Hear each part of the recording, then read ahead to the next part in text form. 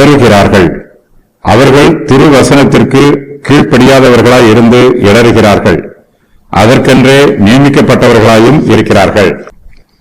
அப்போஸ்தலர் பேதுரு இயேசு கிறிஸ்துவை பற்றி இன்னும் உருவகமாக பேசுகிறார். இயேசு கிறிஸ்துவே விலையேற பெற்ற பிரதான மூலைக்கல் என்னும் சத்தியத்தை மேலும் தெளிவுபடுத்துகிறார். இந்த சத்தியத்தை ஏசாயா தீர்க்கதரிசி ஏற்கனவே முன்னறிவித்திருக்கிறார். சேனைகளின் கர்த்தரையே பரிசுத்தம் பண்ணுங்கள், அவரே உங்கள் பயமும் அவரே உங்கள் அச்சமுமாய் இருப்பாராக. அவர் உங்களுக்கு பரிசுத்த ஸ்தலமாய் இருப்பார். ஆகிலும் இஸ்ரவேலின் 2 கோத்திரத்துக்கும் தழுக்களின் கல்லும் இடர்களின் கண்மலையும் எருசலேமின் குழிகளுக்கு சுருக்கும் கண்ணியுமாய் இருப்பார். அவர்களில் அநேகர் இடறி விழுந்து நொறுங்கி சிக்குண்டு பிடிபடுவார்கள்.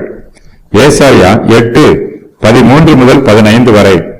வீடு கட்டுகிறவர்களும் பிரதான ஆசாரியரும் இயேசு கிறிஸ்துவை தள்ளிவிட்டார்கள். ஜனங்களோ தங்களுடைய தலைவர்களை பின்பற்றி அவர்களும் இயேசு கிறிஸ்துவை தள்ளிவிட்டார்கள். தேவனால் தெரிந்து கொள்ளப்பட்ட மூலைக்கல் வீடு கட்டுகிறவர்களால் தள்ளப்பட்ட கல்லாயிற்று. தள்ளப்பட்டாலும் கிறிஸ்துவானவர் பிரதான மூலைக்கல்லாகவே இருக்கிறார். தம்மை யார் தள்ளினார்களோ அவர்களுக்கு பிரதான மூலைக்கல்லாகிய இயேசு கிறிஸ்து இடறுதற்கேதுவான கல்லும் விழுதற்கேதுவான கண்மலையும் ஆனார். இயேசு கிறிஸ்துவனுடைய வார்த்தைக்கு யாரெல்லாம் கீழ்ப்படியாமல் போனார்களோ அவர்கள் எல்லோருமே தேவனுடைய வார்த்தையினால் நியாயம் தீர்க்கப்படுவார்கள். தேவனுடைய திருவசனம் அவர்களை குற்றப்படுத்தும். அவர்கள் கிறிஸ்துவில் இடறி விழுந்திருக்கிறார்கள். இயேசு கிறிஸ்துவின் உபதேசம் பரிசுத்தமானது.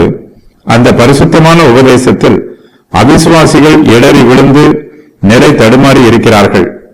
அவிசுவாசிகள் இயேசு கிறிஸ்துவின் ஆள் தத்துவத்தின் மீது மோதி இடறி விழுந்து ஒன்றுமில்லாமல் போனார்கள்.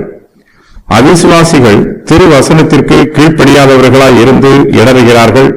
அவர்கள் இடறி விழுவதற்கென்றே நியமிக்கப்பட்டிருக்கிறார்கள். இயேசு கிறிஸ்துவை விசுவாசித்து அவருடைய வசனத்திற்கு கீழ்ப்படுகிறவர்களோ வெட்கப்பட்டு போவதில்லை. அவர்கள் தேவனுடைய மெய்யான ஆசீர்வாதத்தை பெற்றுக் கொள்வார்கள். விசுவாசிகள் தேவனுடைய ஆசீர்வாதங்களை பெற்றுக் கொள்வதற்காகவே நியமிக்கப்பட்டிருக்கிறார்கள். இயேசு கிறிஸ்து ஒருவரே. அவர் ஒரு சிலருடைய ரட்சிப்புக்கு ஆதாரமாக இருக்கிறார். அதே இயேசு கிறிஸ்து ஒரு சிலர் இடறுவதற்கும் விழுந்து போவதற்கும் காரணமாகவும் இருக்கிறார்.